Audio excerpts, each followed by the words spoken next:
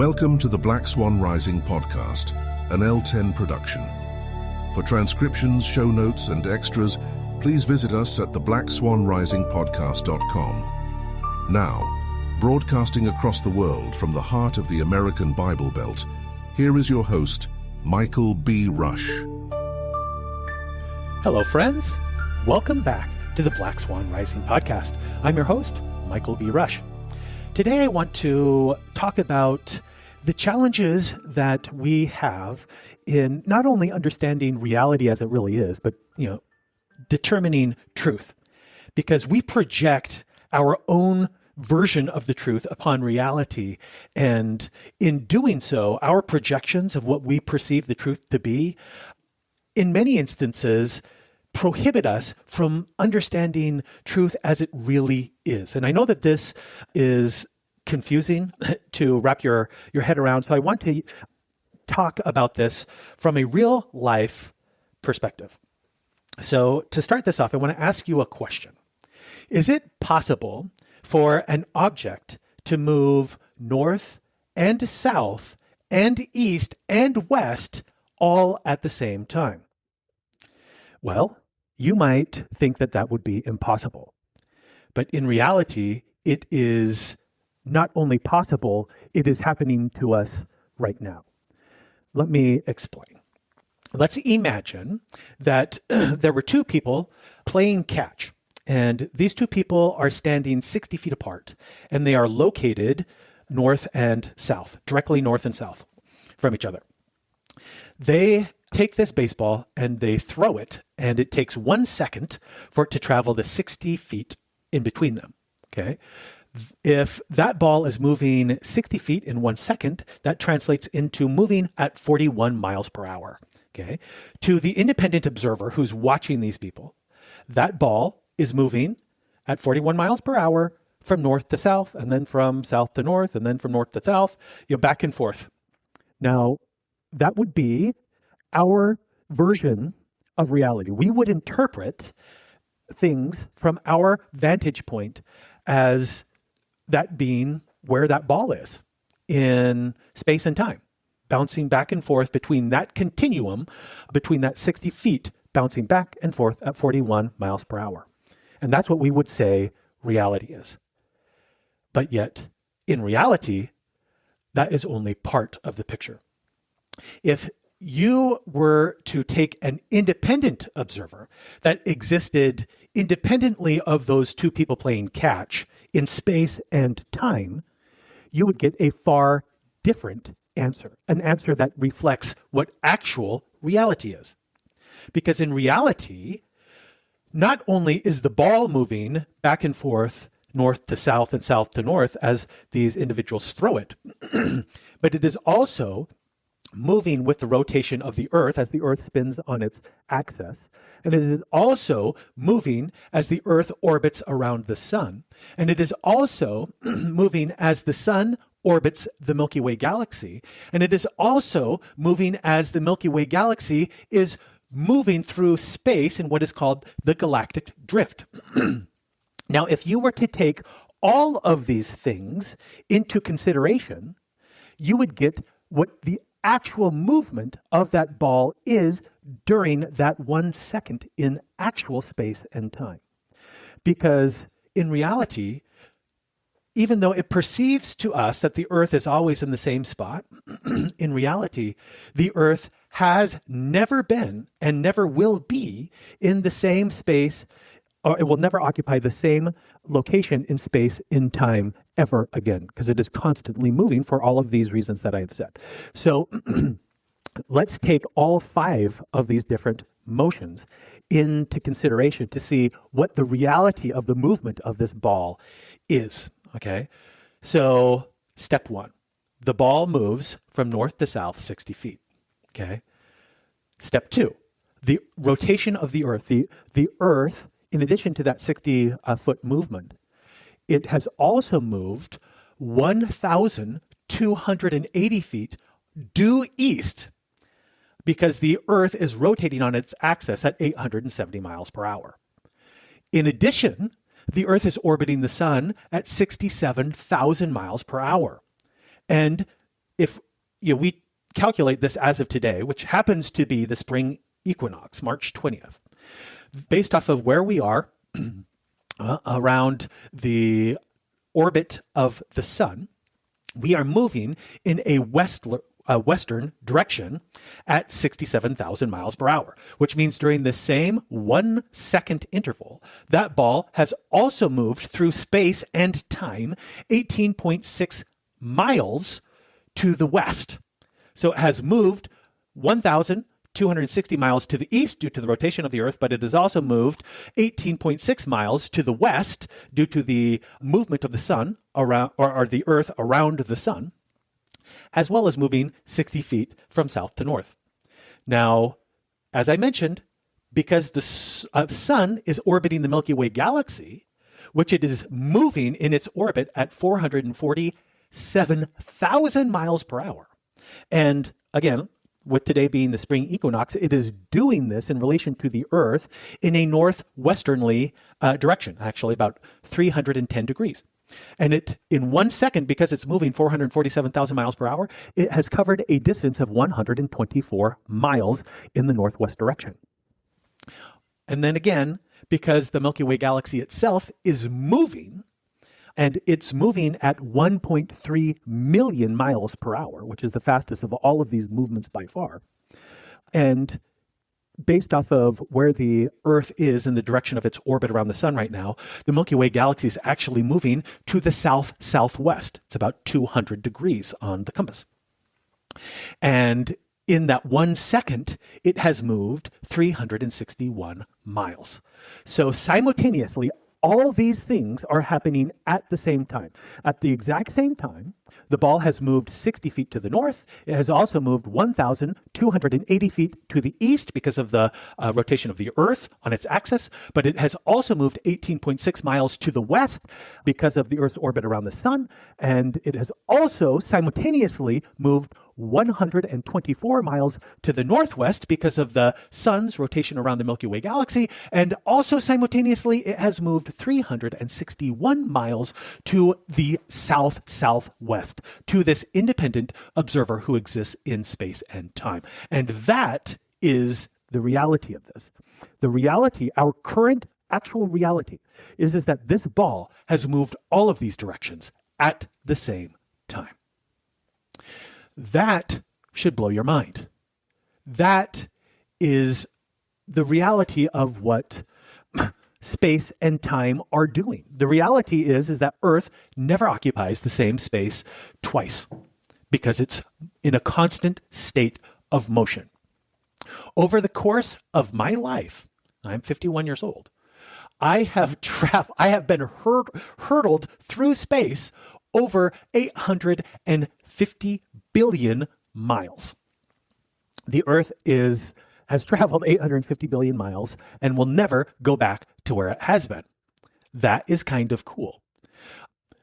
So, if this is the reality of just distance, think about, let's overlay this onto eternal truths for a God that exists independent of space and time, like we know that our God does exist independent of space and time.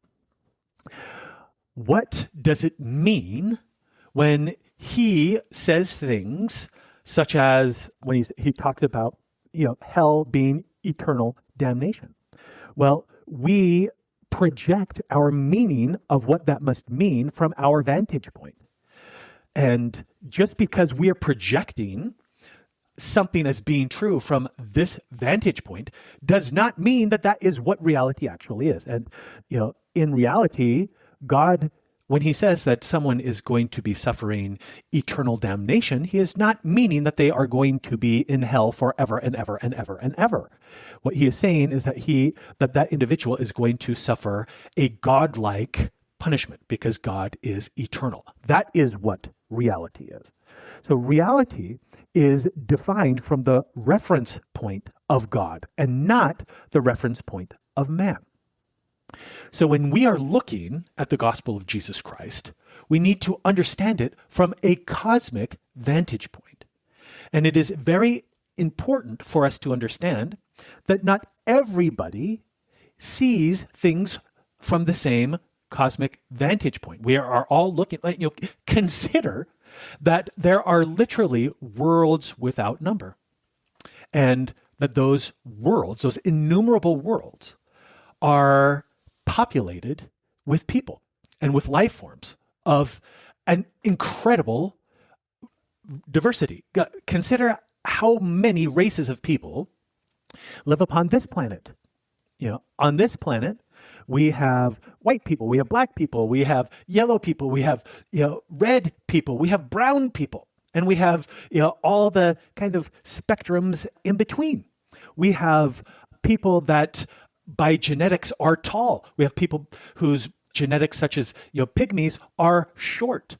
We have people with all kinds of genetic eye colors and hair colors and skin types, such as people with red hair, they can get freckles, and the diversity that exists amongst the human family upon this planet are simply staggering.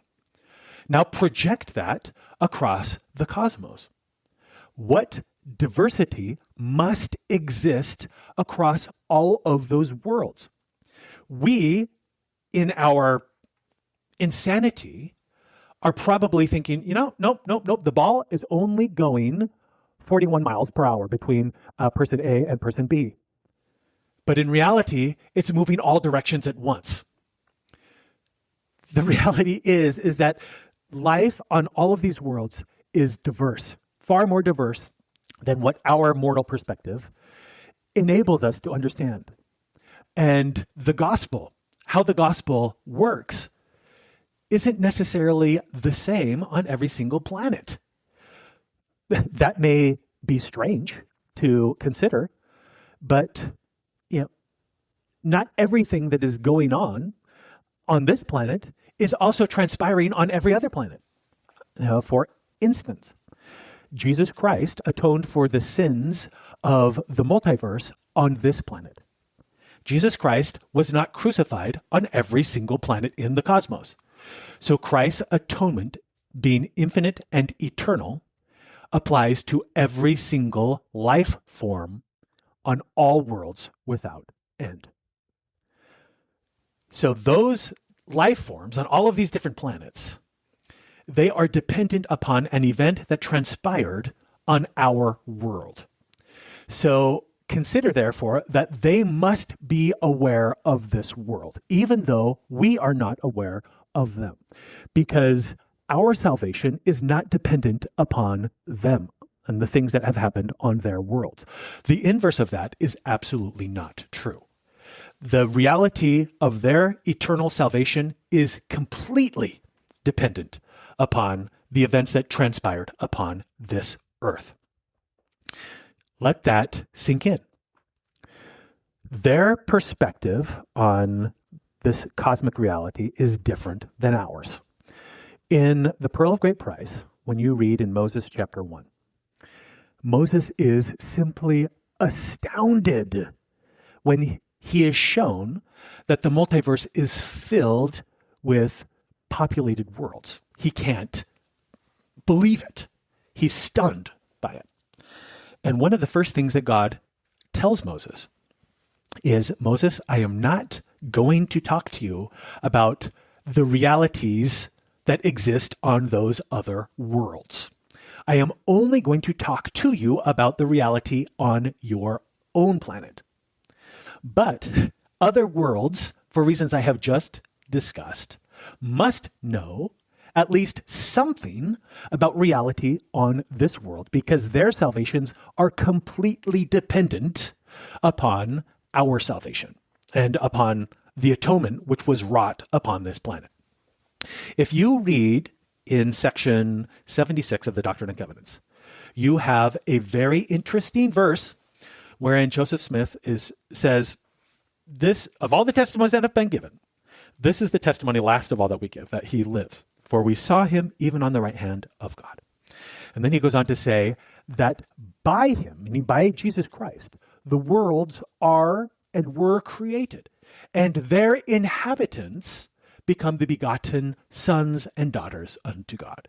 Meaning, in that revelation, we learn that all of the inhabitants of the cosmos become begotten sons and daughters unto God the Father through Jesus Christ and his atonement, which was wrought upon this earth.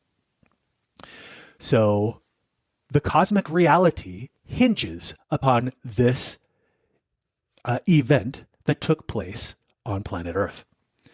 Now, another very interesting fact regarding planet Earth, also coming from the Pearl of Great Price, when you look and read Moses chapter 7 very carefully, you also get another firsthand account from Enoch that the cosmos are filled with innumerable populated worlds.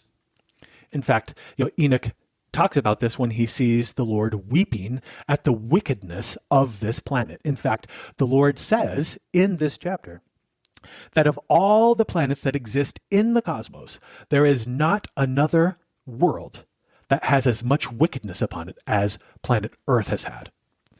And Enoch, then, when he sees the Lord weeping, he gives us an incredible reference point when he says, if you were to take the earth and break it down to its particles, and if you could number all of those particles and then do the same thing to 1,000,000 other earths, it would not be the beginning of the Lord's creations.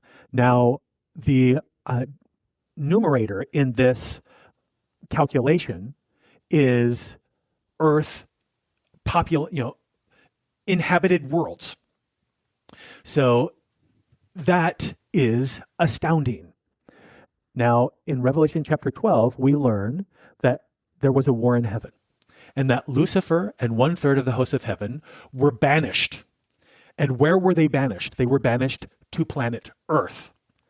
This is why Earth is the most wicked of all the creations that the Lord has made. It's why Jesus Christ was sent to atone for the sins of the multiverse to this planet, because Jesus Christ needed to descend below all things so that all things would be subject unto him. So he came to the worst of the worst and atoned for the sins of the entire multiverse in that environment. Now, if you read in Revelation chapter 12, it says that the inhabitants of the heavens, and by that we should read the inhabitants of the multiverse, rejoiced because their enemy, the accuser of their brethren, had been cast down and banished to the earth. So they won't have to deal with him. But, Earth's inhabitants would have to deal with him. So this all is baked into the reality of the multiverse from a spiritual perspective. We don't perceive all of these things. This is just how things are for us. And we project it out into the cosmos. But just because we're projecting that out into the cosmos, because it's how we see things from our vantage point, it doesn't mean at all that that's how reality actually is for everyone else on those other planets. You may have a completely different environment on these other worlds than we see here. And I fully expect that there is a wide spectrum of different life circumstances that, pervades the entire multiverse. It's going to be so incredible that we can't even imagine it. So now when you take the diversity of the cosmos and all of these factors that are not readily observable by us, but that exist, such as you just think about all of the different directions that Earth is moving simultaneously right now. Earth is literally, when you throw a ball to the north, that ball is moving to the north, but it's also moving to the east, and it's also moving to the west, and it's also moving to the south. It is moving in all four directions at the same time. And, whereas on the surface that seems impossible, it is in reality what is happening. So with this in mind, let's just take some, commonly held beliefs in Christianity and hold them up against the backdrop of this reality. And hopefully it will help us to see how ludicrous some of these self-imposed limitations are. So let's talk about the general Christian tenet that the Bible is the only word of God in existence. How ridiculous is that assumption when you look out to the vastness of the cosmos? To think that the only word that God has ever spoken is encapsulated in the Bible. Particularly when you consider that the last verse in the book of John talks about that if all of the words that Christ has ever spoken had been recorded, that even the earth itself could not contain the books that could be written for volume. How could that be true? Literally, you could write everything that Jesus Christ said during his mortal existence upon this earth, and you wouldn't even fill up a library. But John is saying that the earth itself could not hold everything that Christ has said if it was written down. Clearly, there is more going on in the reality that John is familiar with compared to the reality that Christianity as a whole is projecting. Christianity is looking at things as the third-party observer that is seeing the ball bounce back and forth and thinking that it is only going 60 feet, when in reality, it is going all directions simultaneously. Now, this is the complex backdrop for some of the largest doctrinal questions that we have. And without this kind of understanding of the complexity of, the spiritual reality that surrounds us, if you don't have a basic understanding of that, you cannot understand some of these questions that are very complex, such as talking about Heavenly Mother. There is a reason that the scriptures never talk about venerating Heavenly Mother. And the reason for that goes, far beyond the theoretical groundwork that most Christians have. They simply don't have the understanding to be able to comprehend something like that. Now, I'm not just talking about general Christianity. I am talking about members of the Church of Jesus Christ of Latter-day Saints as well. There are many things that need to be understood before you can really even talk about this question or understand it. And if you try to talk about something as involved as this without that understanding, well, you're very prone to do the same kinds of stupid things that Israel has always been prone to do throughout its history. It's human nature to ignore anything that falls outside of our belief system, regardless of whether it's true or not. Case in point, this UFO phenomenon. There is clearly something that is going on in our skies. All of these folks that are coming into Congress and testifying that they are seeing these things, this is real. And it's pointing to a greater reality. And if these things are true, they must be encompassed within the actual gospel paradigm, regardless of whether your understanding of the gospel is broad enough to include such things. Again, are you looking at that ball as if it's just moving 60 feet and that's it from north to south and south to north? Is that all you think reality is? Because the fact that we're seeing these things in our skies and you have so many high caliber witnesses that are saying that these things are there, you have to expand your paradigm. If you are not expanding your paradigm, then what hope do you have of seeing things for how they truly are? If you think that talking about these things is going down some forbidden path, talking about the mysteries, well, you are essentially sticking your head in the sand, and you're making sure that the only thing that you see is what is right in front of your eyes.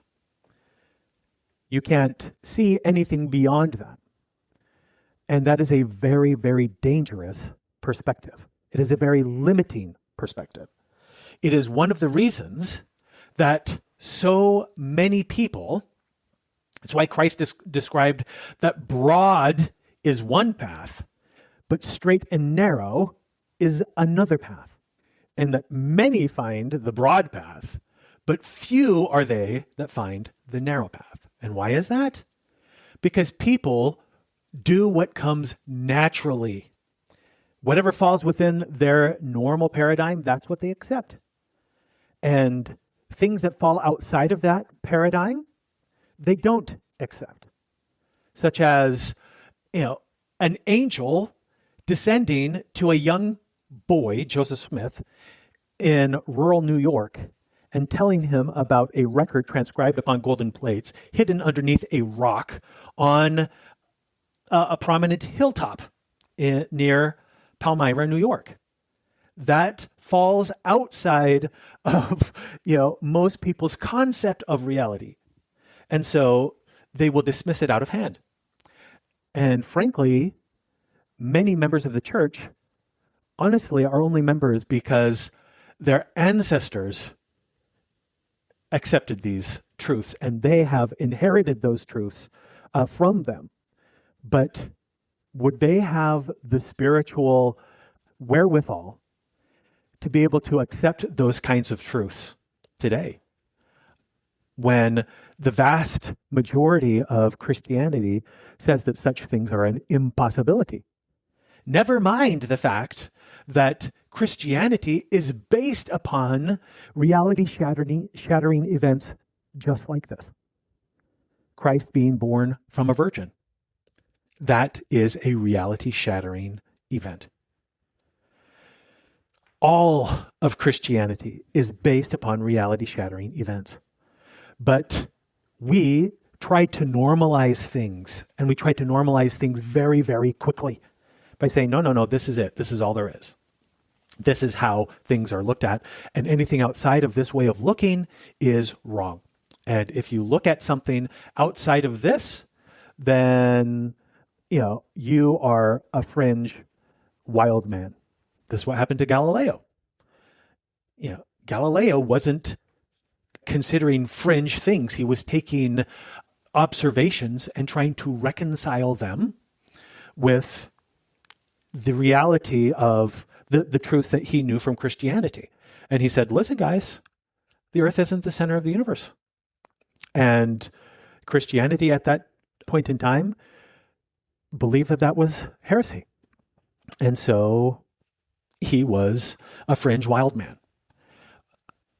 The exact same thing could be said for someone like me, who is choosing to pick up some of these bizarre topics, such as the UFO phenomenon, and seeking to reconcile that with Christianity.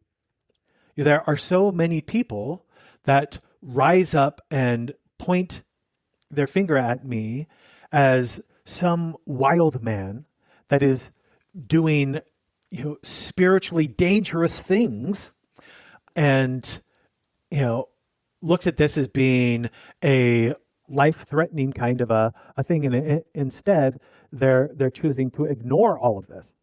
Which is more dangerous? To ignore the reality of what is happening around us and trying to reconcile that with the gospel, or projecting the gospel as you presently understand that upon the cosmos, and then having something wildly outside of your paradigm happen, and you throw out the gospel as a result. I think that is what is coming down the road. Now, the fact of the matter is that there are certain tenets that are absolutely the reality for us. They are the 60 feet that the ball is going to move from our perspective. And what are some of those things? Well, the priesthood is one of those realities. Now, we do not comprehend how the priesthood works across the cosmos. We will someday understand that, but what do we understand? Well, from our perspective, speaking of the perspective of the ball moving only 60 feet, the priesthood keys are held by Dallin H. Oakes, and he is the only one on the earth to be able to exercise those priesthood keys. Everything that is done upon this planet, if it is to be done in accordance with the restored gospel of Jesus Christ, operates through his keys. Anything that does not operate through his keys is operating outside of the priesthood, period. However, from a broader perspective, just go and read Doctrine and Covenants, section 7.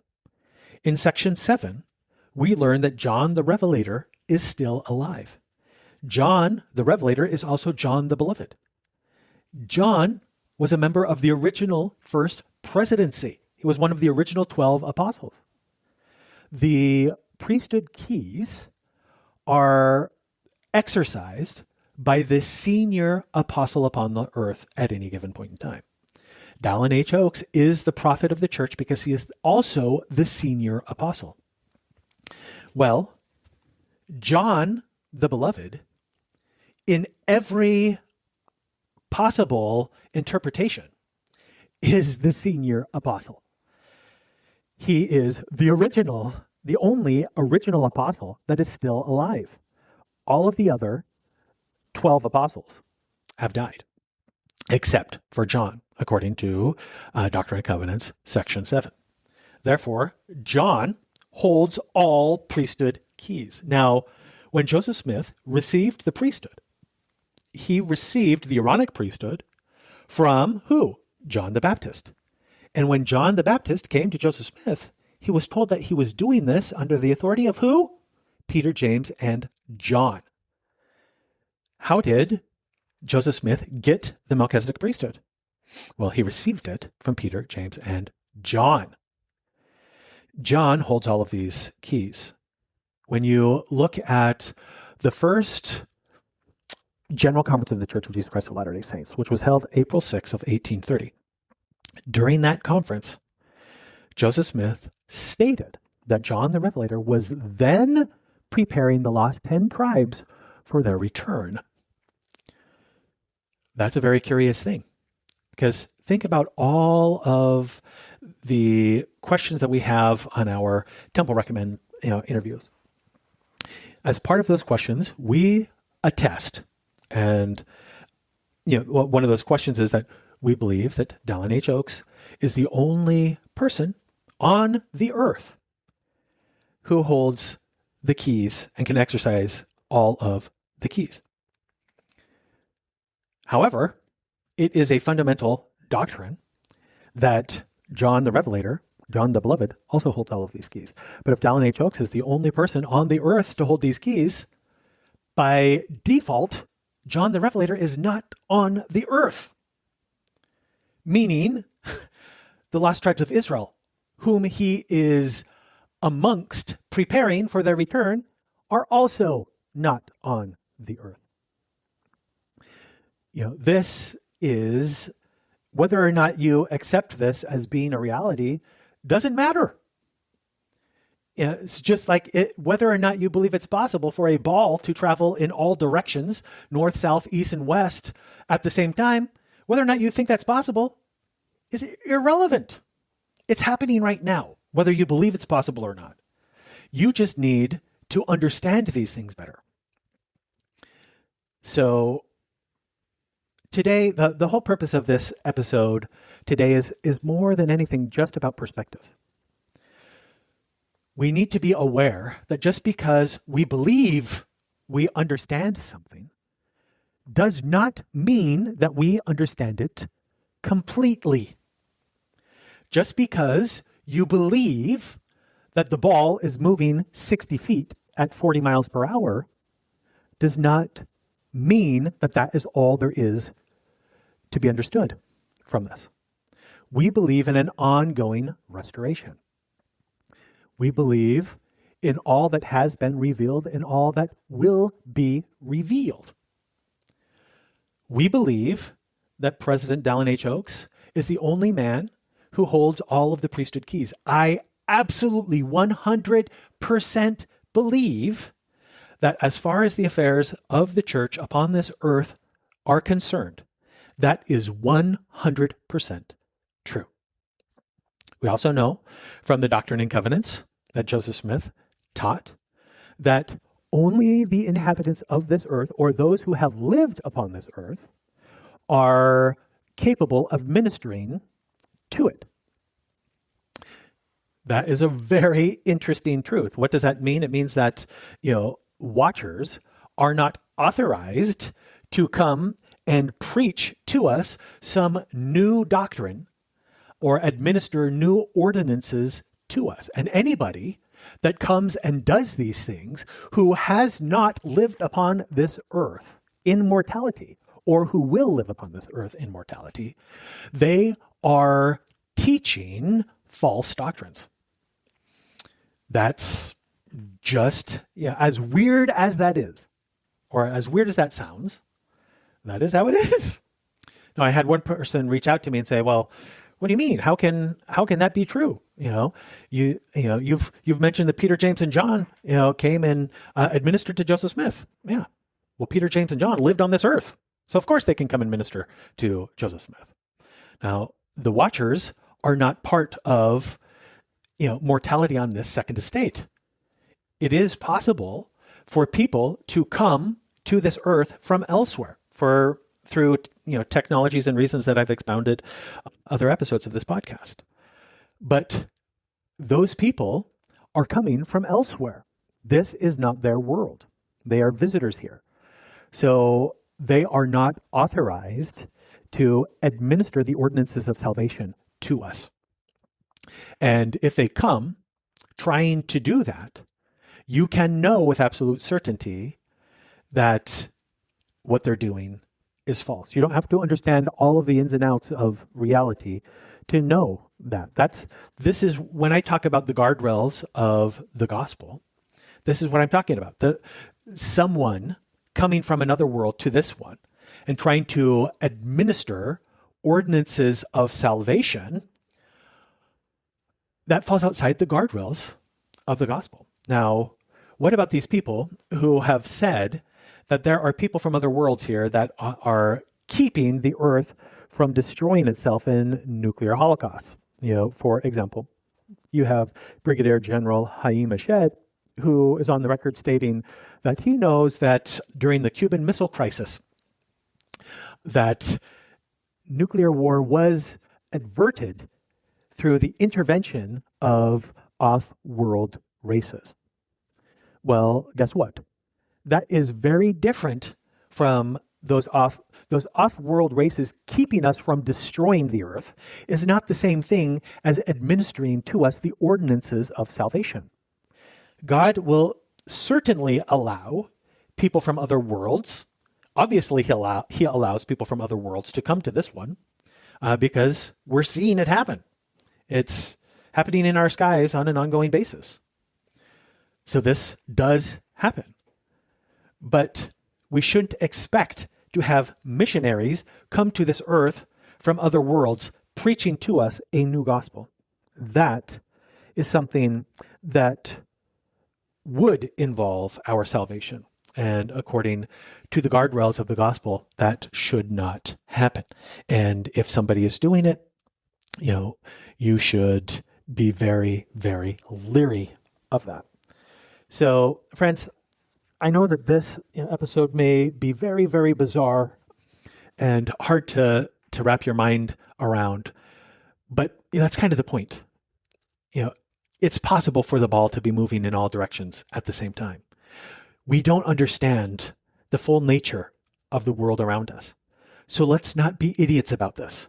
Let's be humble and acknowledge our ignorance rather than boldly projecting our knowledge upon the cosmos, saying this is how it is, when in reality, things are far more complex and involved than we understand.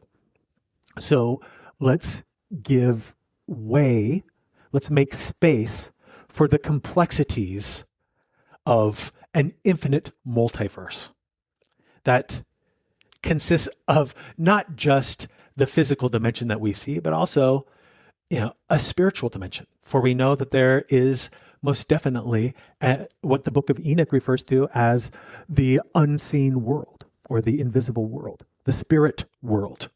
That absolutely exists. And it likely, I'm positive that it exists throughout this entire, across the entire plane of this universe. How the gospel functions on the other side is probably different than what we understand. We do not understand very much about what takes place on the other side, but we do have some very curious revelations regarding this. I'm thinking in the Doctrine and Covenants, we have an entire section that talks about righteous people who lived in this life, that they continue preaching the gospel in the spirit world. Now, I think that when we talk about spirit world, we should probably understand that far more broadly than this particular world. Because when you look at some of the patriarchal blessings that were given at the hand of Joseph Smith Sr., who was the church's first patriarch, there were numerous blessings where he talked about people, as part of their patriarchal blessing, administering the gospel to the inhabitants of other worlds. Now, a patriarchal blessing talks about the events that will transpire during the second estate. The first estate was the premortal realm. The second estate transpires during your physical life, but also your spiritual life in the spirit world prior to the resurrection. The second estate encompasses all the time prior to you being a resurrected being. And we have numerous accounts, and in fact, we have an account where a lady stood up in Nauvoo and was speaking in tongues in a meeting where Joseph Smith was present, and people looked at Joseph Smith and said, "What in the heck did she just say?" And Joseph Smith said, "She spoke about the worlds that I would administer the gospel to." Well, Joseph Smith did not do that in mortality, but he most assuredly is doing that still during his second estate, but during his administrations in the spirit world. So we must broaden our understanding of the gospel to be far more comprehensive than perhaps our understanding of what it is in mortality, in the spirit world. Another thing that we know is that for some reason, there are certain ordinances that must be performed while in the flesh, and that temples are created for the express purpose of enabling people that have moved onto the other side of the veil or moved into what some people would refer to as the astral plane or the spirit world to be able to receive these ordinances. But for some reason, a reason that we do not entirely understand yet, but we must assume there is absolutely a reason for this being the case, they must receive those ordinances vicariously done by someone who is in the flesh. If you read the book of Revelation, and you read it very carefully, you'll, particularly the throne vision, where John describes the throne of the Father. He describes the throne of the Father existing in a temple, and that temple exists in heaven. Therefore, that temple is in a celestial realm. And there are, in John's vision, and also, frankly, in the book of Enoch, descriptions of innumerable people surrounding the throne of God whom John describes as having washed their robes in the blood of the Lamb and having overcome the world and having been resurrected. They're surrounding the throne of God in a temple with a physical body that is resurrected. And because they are in a temple, you would suspect that they could receive certain ordinances.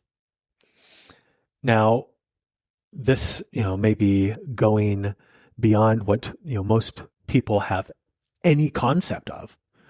But we know that Jesus Christ, he performed a certain ordinance to the apostles during the Last Supper, where he washed their feet.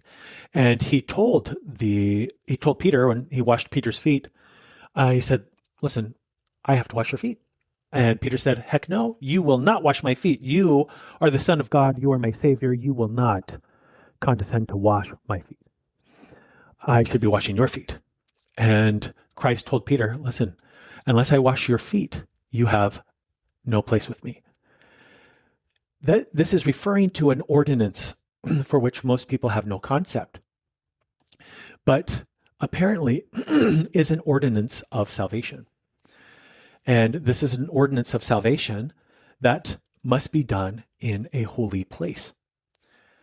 And for some people, that ordinance may be done on earth, but for most people, I suppose, this is an ordinance that can be performed not while they are in their spirit, but when they are resurrected in the temple of God by Jesus Christ, who washes their feet for them so that they can have a part with him, that otherwise they wouldn't have a part. And in fact, I must presume, that because Christ told that to the 12 apostles, that must be true of anyone who would inherit the Father's kingdom. But there is a heavenly temple wherein that ordinance must be able to be performed. Just like there are certain ordinances that that must be performed for the dead here. I think that the reason that there is a temple in heaven is because there are certain ordinances that can and must be performed in that heavenly temple if they haven't been performed elsewhere. And that ordinance, I believe, is one of those. Although I do not believe that other ordinances, such as baptisms for the dead, can or will be performed in that heavenly temple. I think for some reason that we do not completely comprehend at the present moment, that ordinance, those types of ordinances, must be performed in mortality during the second estate. We don't understand all of these truths, but we must conclude that there are reasons and that these things fit into a greater whole. And simply because we don't have all of the pieces doesn't mean that there isn't some greater cosmic whole that everything does fit into. And some people, they reject the fullness of the gospel because they only see it in part. And because they don't see the entire whole, they reject it. And this is so sad and it's so dangerous, but yet the vast majority of all people will do this. They will reject the fullness of the gospel because they only see it in part. And they refuse to see it in whole. Whether that's because the individual pieces that are presented to them fall outside of the boxes and the paradigms that they are prepared or that they have created for themselves, ultimately it doesn't matter the reason they reject it. It only matters that they do. And if you look at, again, going back to section 76, we learn that there are, for all intents and purposes, 3 kingdoms of glory that pertain to those who graduate from the second estate. Let's not go and presume that these are the only kingdoms of glory that exist. These are the kingdoms of glory that apply to those who opted to participate in the second estate. And those kingdoms of glory are the celestial kingdom, the terrestrial kingdom, and the telestial kingdom.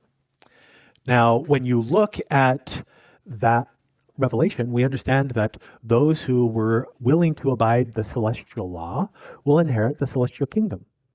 And we are not told in section 76 what the celestial law is, but we are told that those who are valiant in their testimonies of Jesus Christ inherit the celestial kingdom. And elsewhere, we learn that the celestial law is those who fulfill the measure of their creation, and they transgress not the law of Christ. And Christ said that all laws can be summarized by loving God and loving his creations as yourself. That could be what the law of Christ is. In other words, you fulfill the measure of your creation and you are filled with Christ-like love. That is the celestial law. People who do that are valiant in their testimony of Jesus Christ. Those who do not do that in mortality, but afterwards do that, meaning they don't do that in the mortal side of the second estate, but they do it in the spirit realm of the second estate. Section 76 says that those people inherit the terrestrial kingdom of glory. And then that section says that those people that do not do that in either the mortal part of the second estate or the spirit world component of the second estate, they inherit the telestial kingdom of glory, which we are told is a kingdom of glory that exceeds, our, wildest dreams, but that their ability to progress is limited. Where God the Father is and Jesus Christ are, they cannot come worlds without end. That's what that revelation says. And why is that? Because if you do not accept the atonement of Jesus Christ to atone for your sins, then you must atone for your own sins. And that is a process that, according to the book of Enoch, takes a very, very long time. The book of Enoch describes that as taking 10,000 years. What the book of Enoch does not elaborate upon is whether that is 10,000 years according to the timing of earth or 10,000 years according to the timing of God. But regardless, that is a very, very, very long time.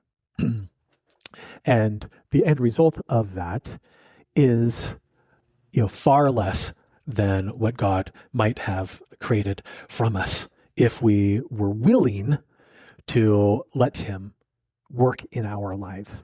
So the, fundamental operating key here is the agency of man. And our perspective, our understanding of things is limited by how we exercise our agency. It may not seem that way at first glance, but if you are looking at, the ball moving from person A to person B, and you are seeing that as simply being a movement from south to north of 60 feet at 40 miles per hour, and you hear other people talking about alternate ways, and you say, I'm sticking my head in the sand and I don't care about any of that. Well, you are exercising your agency to see things that way. And to one degree or another, everyone on the entire spectrum of Christianity is exercising their agency for how they are choosing to see and interpret truths through a paradigm of their own choosing. Now, it is important to understand and realize that people can use their agency and do use their agency to believe all kinds of crazy things that are absolutely false. Believing something that is non-traditional doesn't make it true. I have all kinds of people, because I talk about apocryphal writings, people assume that I believe all apocryphal texts. That is absolutely false. I've read, thousands of pages of apocryphal texts over the course of my life. And many of those texts, I don't need to read more than a couple of sentences. And I know this one's not worth my time. Let me just give you guys a hint. I mentioned earlier that President Dallin H. Oaks is the only man who has the authority on the earth to exercise all the priesthood keys. If you believe that there are going to be documents associated with the Book of Mormon that are going to come forward by some other bozo on the bus outside of the keys of the priesthood that are held and exercised by the prophet of the Church of Jesus Christ of Latter-day Saints, you are wrong. Okay? The Lord, his house is a house of order. He's not going to work willy-nilly through any Joe, Bob, Dick, or Harry that gets a wild fur up their beak and says, hey, guess what? I received a revelation for the church, and here is this ancient record that I have translated by myself. Friends, that is outside of the guardrails of the gospel. I don't need to spend 5 minutes on documents of that kind of nature. However, assuming that all documents fall within that kind of a paradigm is ludicrous as well. For example, if you read in Doctrine and Covenants, section 107, verse 57, it clearly states that Adam saw many things that would transpire upon the earth in the last days, and that all of those things were written of in the book of Enoch, and that it would be testified of in due time. You also have in Nephi's writings, the Lord stating that he has spoken to all nations and that they have written these things. Therefore, there are things that have been written by ancient peoples that exist. And the Dead Sea Scrolls are a testament to that. Those Dead Sea Scroll documents came forth outside of the priesthood keys that are held by the Church of Jesus Christ of Latter-day Saints. And that's perfectly fine because those documents are of ancient date. And they do not relate to other ancient records that have been brought forth through the fullness of the gospel of Jesus Christ. Specifically referring to the Book of Mormon and revelations of that nature. So we should not throw out ancient apocryphal writings simply because they are not included in the canonized literature of the Church of Jesus Christ of Latter-day Saints. And if you go into the Bible dictionary under the Apocrypha, it says as much. You should be able to discern these truths through the Holy Ghost.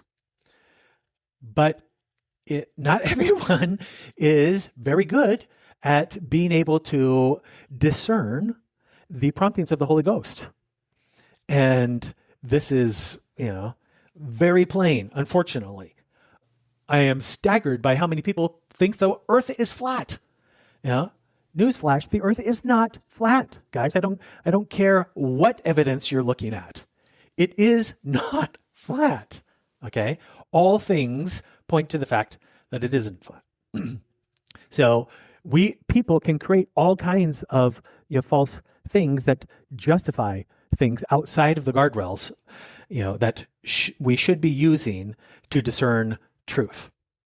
So, I think that whereas it is imperative that all of us take responsibility for our own spiritual education, when we are doing so, we do need to recognize that there are guardrails that these things operate within. And we need to exercise our agency in accordance with that and understand that, there is an order to heaven.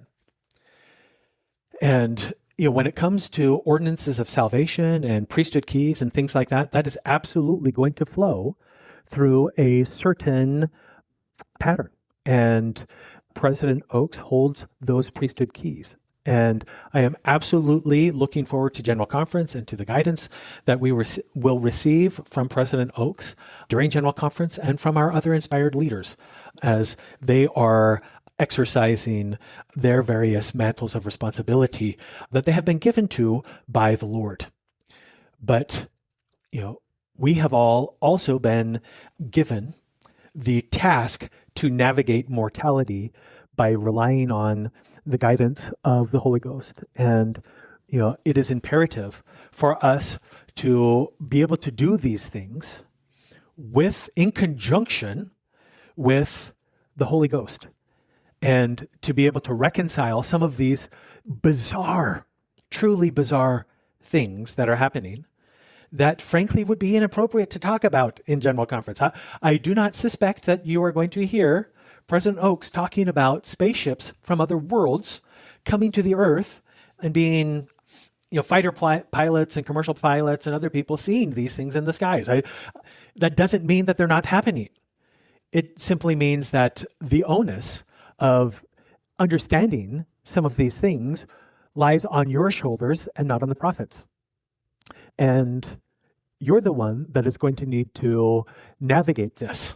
And you need to navigate it within the guardrails of the gospel. And the leaders of the church are there to highlight those guardrails for us. But, let's not be so close-minded that we think that the ball is only moving 60 feet and from north to south and south to north, that there can't be more than that, that is all that there is, because there is tremendous dimensionality to the gospel of Jesus Christ. And there is a reason that the Lord spoke in parables. And he spoke in parables so that those who wanted to seek further light and knowledge could obtain that through exercising their agency within the guardrails of the gospel.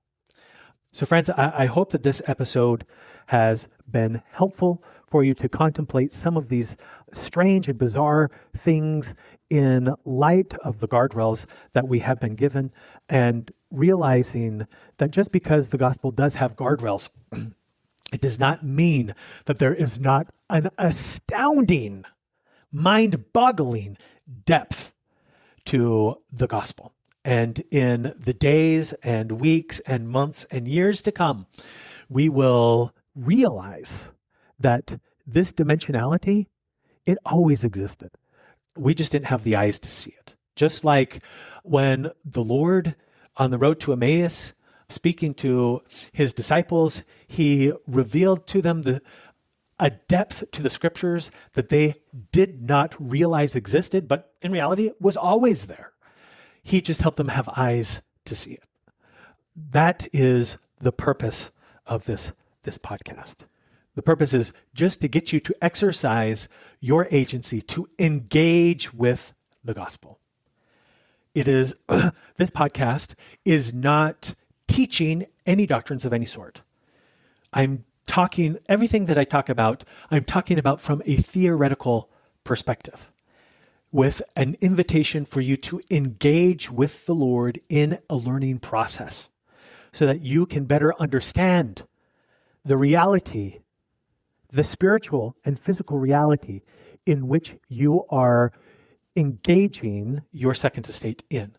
Because the Lord has told us that all of the knowledge that we gain will be for our benefit, and that the more knowledge that we gain, the better off we will be. And why will we be better off? Because in theory, we would be able to apply the principles of the gospel for our betterment to a greater degree if we understand them to a greater degree. And that should be obvious. If someone understands the formula of E equals MC squared from a book perspective, they understand that, oh, wow, look at that. Energy equals mass times the speed of light squared. That's interesting. But those people that dug much deeper into that, well, they're creating, nuclear reactors and, reactions of such profound power as to boggle the mind, as to tear space and time. That same understanding is available in the gospel. If you will engage with it, if you will exercise your agency with it and go to the Lord and seek an understanding from the Lord and do so within the guardrails of the gospel. Because they who seek shall find. Until next time, friends, God bless. You have just finished an episode of the Black Swan Rising podcast, an L10 production, hosted by Michael B. Rush. For show notes, transcriptions, and extras, please visit www.theblackswanrisingpodcast.com. If you enjoyed this episode, click the share button icon and send it to your friends and family. This will help to ensure the continued publication of future content. Michael thanks you in advance for sharing and looks forward to seeing you next time. Until then, keep seeking, for they that seek shall find.